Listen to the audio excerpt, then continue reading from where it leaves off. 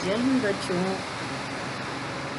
भाषा और लिपि के अध्ययन के क्रम में आज हम स्वनिम की अवधारणा पर विचार करते हैं। आपको पता है कि महात्मा गांधी काशी विद्यापीठ ने आपके परीक्षाओं का स्वरूप बदलने का निर्णय लिया है और उन्होंने इसे संक्षिप्त प्रश्न की शैली में पूछने का निर्णय लिया है। तो मेरा आग्रह है कि आप मेरे द्वारा बताए गए तथ्यों को पंक्तिबद्ध करते चलें, उनको नोट करते चलें। ये आपके लघु उत्तर देने के काम में आएंगे। तो आइए जानते हैं स्वनिम की अवधारणा के विषय में। भाषा में सबसे छोटी इकाई वो स्वनिम, इसको स्वन कहते हैं। भाषा की सबसे छोटी इकाई वो है स्वन। स्वनों के निर्मित होने की मूल संकल्पना की इकाई है स्वनिम। स्वन और उपस्वन की अवधारणा स्वनिम की अवधारणा के सापेक्ष है, उस पर आधारित है। किसी भाषा में पाई जाने वाली सबसे छोटी अर्थभेदक इकाई स्वनिम है। सबसे छोटी अर्थभेदक माने अर्थ में भेद उत्पन्न कर देने वाली अर्थभेदक इकाई होती है स्वनिम। स्वनिम को जोड़कर रूपिम और शब्द आदि बड़ी भाषिक इकाइयों का निर्माण किया जाता है। स्वनिम को जोड़कर रूपिम और शब्द जैसी बड़ी इकाइयों का निर्माण किया जाता है। स्वन का विश्लेषण करते हुए स्वनिमों और उपस्वन की खोज की जाती है और स्वन का व्यतिरेकी वितरण और परिपूरक वितरण के आधार पर वर्गीकरण किया जाता है। स्वनिम का दो प्रकार का वितरण होता है, व्यतिरेकी वितरण और परिपूर्ण वितरण। स्वनिम विज्ञान में स्वनिमों के प्रकार्य का विवेचन होता है और स्वनिमों का निर्धारण उसकी अर्थभेदकता के आधार पर किया जाता है। अब हम जानते हैं कि स्वन क्या है, स्वनिम क्या है और उपस्वन क्या है। कोई भी भाषिक ध्वनि स्वन है। इसकी अवधारणा भाषा निरपेक्ष होती है। जरूरी नहीं कि वह ध्वनि किसी विशेष भाषा का हो। वो ध्वनि है, इस आधार पर वो स्वन है और उसकी हम समीक्षा करते हैं। स्वनिमों का उच्चरित रूप स्वन कहलाता है। जब स्वनिम उच्चरित होते हैं तो उन्हें हम स्वन कहते हैं। स्वनिम किसी भाषा की लघुतम अर्थभेदक इकाई। इसकी सत्ता अमूर्त होती है। यह मानव मस्तिष्क में काम करती है। मानव मस्तिष्क में स्वनिम संकल्पनात्मक रूप में रहते हैं। इस पंक्ति को ध्यान दीजिएगा। मानव मस्तिष्क में स्वनिम संकल्पनात्मक रूप में रहते हैं। उन्हीं के आधार पर मनुष्य उनका बार बार भाषा उत्पादन बोधन में उपयोग करता है। भाषा उत्पादन माने अपनी बात कहने में और बोधन माने समझने में। स्वनिमों को दो स्लैश के भीतर प्रदर्शित किया जा सकता है। किसी स्वनिम विशेष के कि जब एक से अधिक रूप भाषा में प्रचलित हो जाते हैं तो वे आपस में उपस्वन कहे जाते हैं। इसी स्वनिम विशेष के एक से अधिक रूप जब भाषा में प्रचलित हो जाते हैं तो वो आपस में उपस्वन कहे जाते हैं। उपस्वन का प्रयोग संबंधित स्वनिम के स्थान पर करने से शब्द का अर्थ नहीं बदलता। स्वनिम और उपस्वन एक ही कार्य संपन्न करते हैं, उनके प्रयोग की स्थितियां अलग होती हैं। दोनों में संबंध और अंतर को आगे हम समझ पाएंगे। स्वनिम के दो भेद किए जाते हैं, खंडात्मक और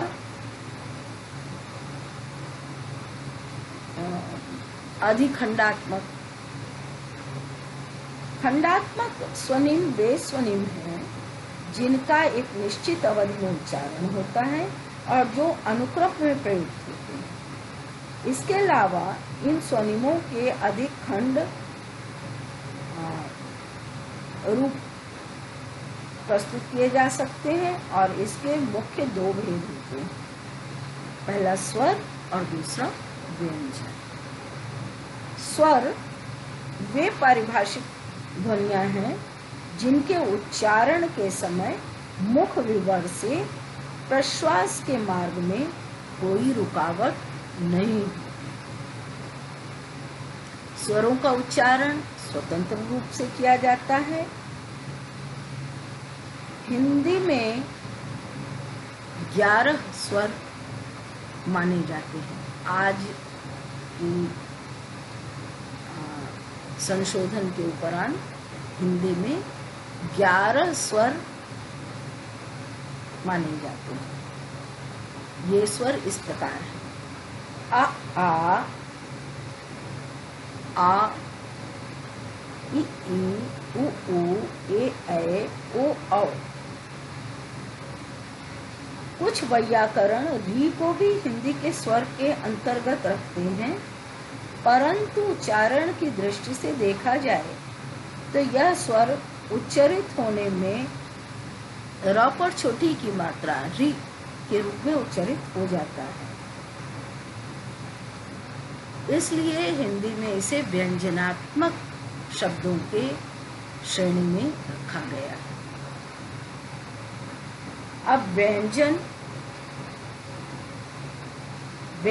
वे भाषिक ध्वनियां हैं जिनका उच्चारण मुख विवर में विकार के द्वारा उत्पन्न होता है। आपने देखा कि स्वर वो सहज रूप से उच्चरित होते हैं और व्यंजन विकार के द्वारा उत्पन्न होते हैं।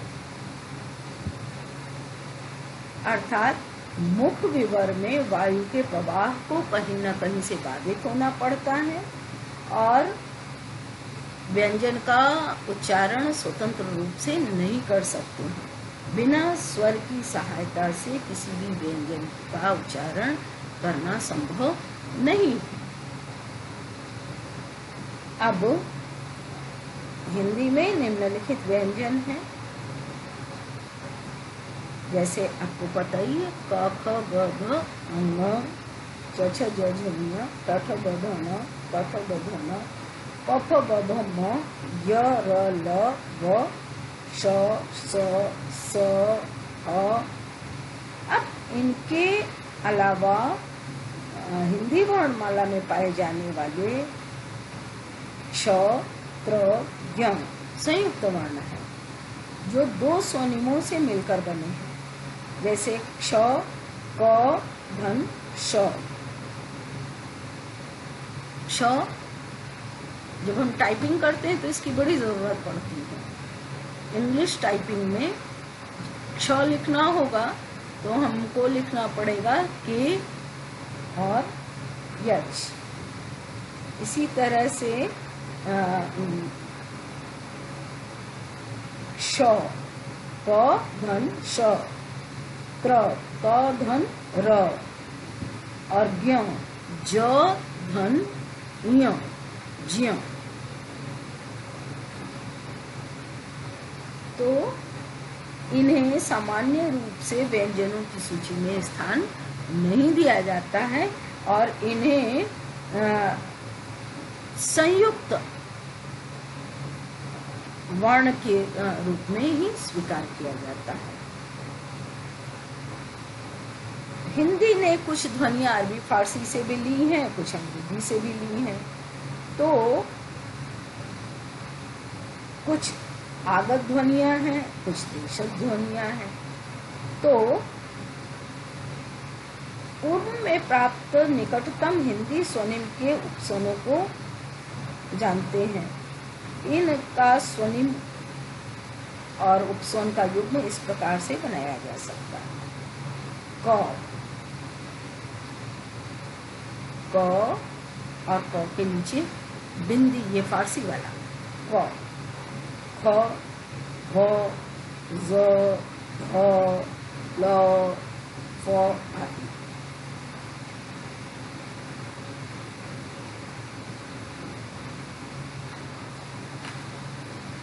कुछ शब्द स्वर और व्यंजन के रूप में प्राप्त होने वाले खंडात्मक स्वनिमों का विविध आधार पर वर्गीकरण किया जा सकता है।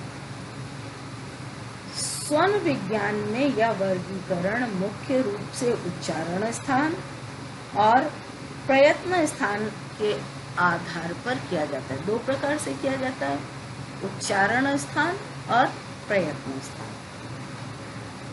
वर्गीकरण के हेतु डोनियल जोन्स द्वारा मान स्वरों का एक चतुर्भुज बनाया गया है और उसे चिन्हित किया जा सकता है। हिंदी में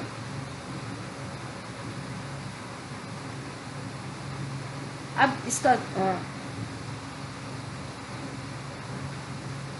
एक जो बहुत संदेह की बात उत्पन्न होती है, वो अनुस्वार, विसर्ग, ये किस श्रेणी में रखे जाएंगे। तो हिंदी में प्रयुक्त होने वाला अनुस्वार और अनुनासिक और विसर्ग, ये स्वर और व्यंजन के साथ प्रयुक्त होते हैं और इसे मूल स्वनिम की श्रेणी में नहीं रखा जाता। अनुस्वार, अनुनासिक और विसर्ग ये किसी शब्द के साथ प्रयुक्त होते हैं, तो इन्हें मूल स्वर या मूल व्यंजनों की श्रेणी में नहीं रखा जाता है। अब दूसरा जो इसका खंड है वो आता है अधिखंडात्मक। स्वनिमों का भाषा व्यवहार में प्रयोग करते समय कुछ ऐसे भाषिक तत्व आ जाते हैं जो स्वयं स्वन या ध्वनि तो नहीं है, परंतु शब्द या वाक्य पर उनका स्पष्ट प्रभाव दिखाई देता है। ऐसे भाषिक अभिलक्षणों को अधिखंडात्मक अभिलक्षण कहते हैं। भाषा व्यवहार में ये अभिलक्षण शब्दों और वाक्यों के साथ जुड़कर आते हैं और अभिव्यक्ति को प्रभावित करते हैं। ये अभिव्यक्ति के अर्थ को बदल देते हैं और इस प्रकार के कुछ अधिखंडात्मक अभिलक्षण इस प्रकार हैं, जैसे मात्रा। किसी स्वर के उच्चारण में लगने वाली समयावधि को मात्रा कहते हैं। कुछ स्वरों में मात्रा के उच्चारण में कम समय लगता है और कुछ में ज्यादा। और इस दृष्टि से भारतीय वैयाकरणों ने मात्रा के 3 भेद किए हैं, ह्रस्व, दीर्घ और प्लुत। ह्रस्व जिस स्वर के उच्चारण में कम समय लगता है वो मात्रा है ह्रस्व, जैसे छोटा अ, छोटी ऊ आदि। दीर्घ जिन स्वरों के उच्चारण में अपेक्षाकृत अधिक समय लगता है वो दीर्घ मात्रा कही जाती है, जैसे आ, ई, ऊ आदि। अब तीसरा है जो इन दोनों का सम्मिश्रण है, वो है प्लुत। प्लुत किसी स्वर्ण में के उच्चारण में लगने वाली बहुत अधिक मात्रा को दर्शाता है। जैसे संस्कृत में ओम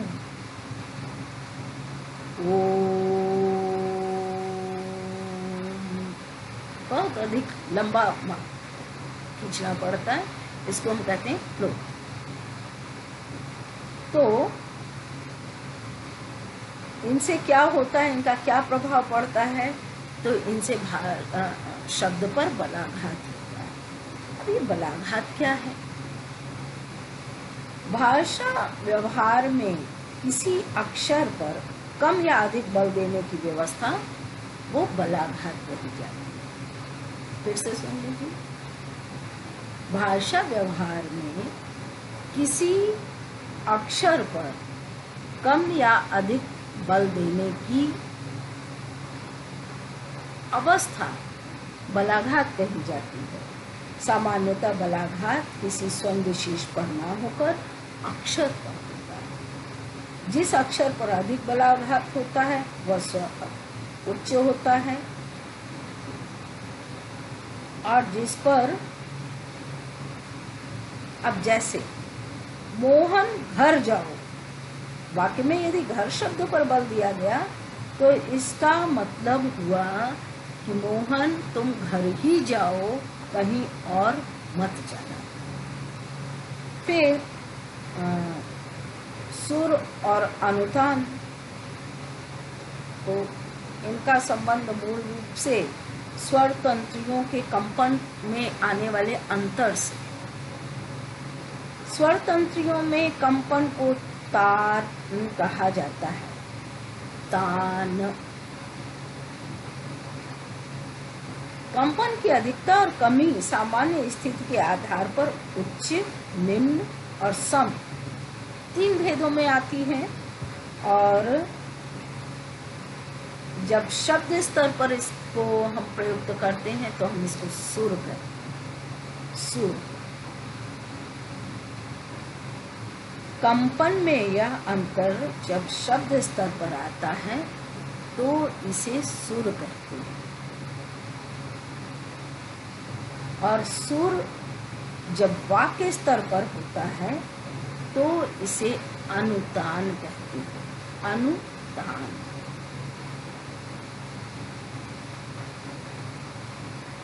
इससे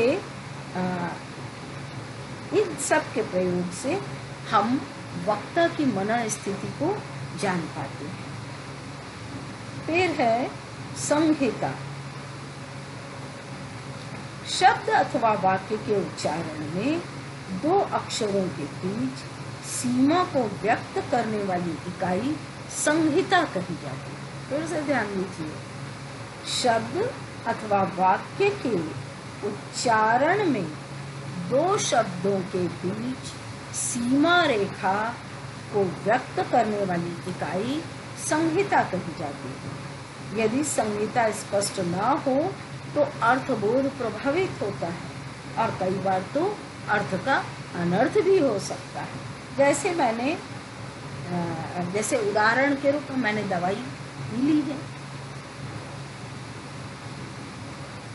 अब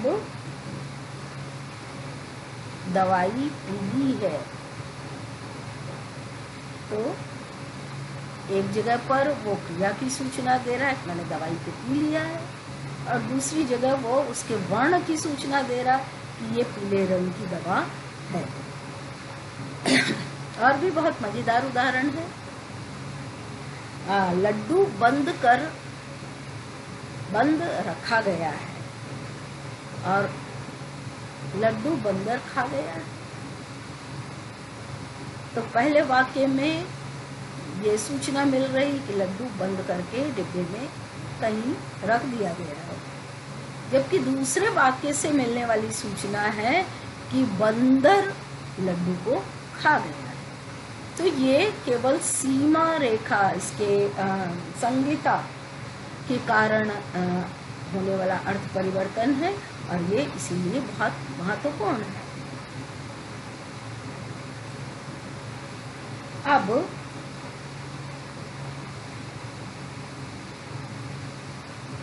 देखते हैं स्वनिम और स्वन, इनको कैसे पहचानेंगे। तो स्वनिम संकल्पनात्मक इकाई है, यह हमारे मस्तिष्क में विचार के रूप में रहती है और इसके आधार पर हम पूरे जीवन में लाखों स्वनों का निर्माण करते हैं। जैसे एक स्वनिम है क, यह हमारे मस्तिष्क में एक बार स्थापित, लेकिन जैसे हम ये वाक्य बोलते हैं, एक बालक कमरे के कोने में कांपते हुए काम कर रहा है, तो यह कौश वर्ण का प्रयोग 8 बार हुआ है और स्वनिम तो एक क हुआ, लेकिन स्वन वो 8 हुए, और जिनके आधार पर उन सबका अर्थ अलग अलग स्पष्ट हो जाता है।